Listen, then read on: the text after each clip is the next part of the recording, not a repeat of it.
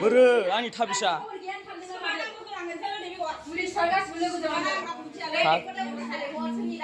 नों आंखौ केसेनो होनलाय मानो थानायाव थगाया दालिगाव थानायाव आं नोंखौ नायदों मानो थगाया नों आंखौ मोजां रायलायनानै फैनो नांगोन नोंखौहाय दालिगाव थानायाव नायदों गैया काजलगाव थानायाव आं नायदों गैया आंखौ थगायबाय बे आं काजलगाव थानायाव रायलायनानै फैनो नांगोन दालि जोंनि बङाइगाव बिदि हागोन होनदों काजलगाव थानायाव आंनाव फैसा दं होननानै आंखौ लुबथिनो खायदा खालामदोंमोन नामा मबाइल मोना नोङो बहाय फैसाया नोंना 50,000 दंलाय दिन्थिलाय 50,000 दिन्थि 50,000 ओमफ्राय 50,000 नामा दिन्थि नों नुदों सोर बिलाइ खावनाय नुग्राया दे खोन्थादों ओमफ्राय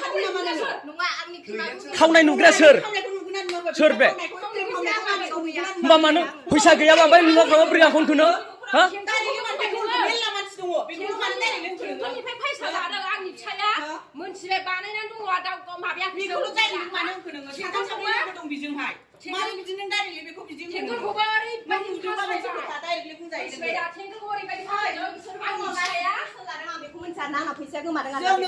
दैदेननि बागै भिडिअ लाबोफ्रांबाय नोंथांमोना गासिबो निमाहा होलायदो माने दैदेनाबो आंखौ गाज्रि लाइभ होफ्रांबाय आंबो बिनि बागै भिडिअ लाबोफ्रांबाय रागा जोंलायनानै दा नोंथांमोना गासिबो निमाहा होलायदो जाहाथे बिबो आंनि बागै भिडिअ दा लाबोदोंसै आंबो लाबोला रायजोफोर नोंथांमोना आंखौ बिनि भिडिअ लाबोयोबा माबा मोनसे आंखौ एक्सन लानो हागोन आरोना आं बेखिनियाव बुंनानै दोनदों खुलुमबाय लोगोफोर माने आङो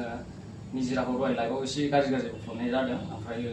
एबार बेबायदि भिडिअ माने निजिरानि बारै भिडिअ माबा मोनसे हगारबावोबा आंखौ रायजोफ्रा साजा होनो हागोन आरोना बेखौ बुंनानै आं दोनथ'नाय जाबाय रायजोफोर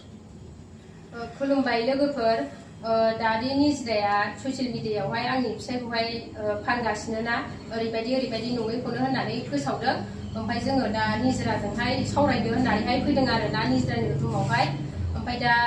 मानो बेफोरबायदि नङैखौहाय मानो बिदि ससियेल मिडियायाव हगारनांगौ ओंखायनो दा निजिराया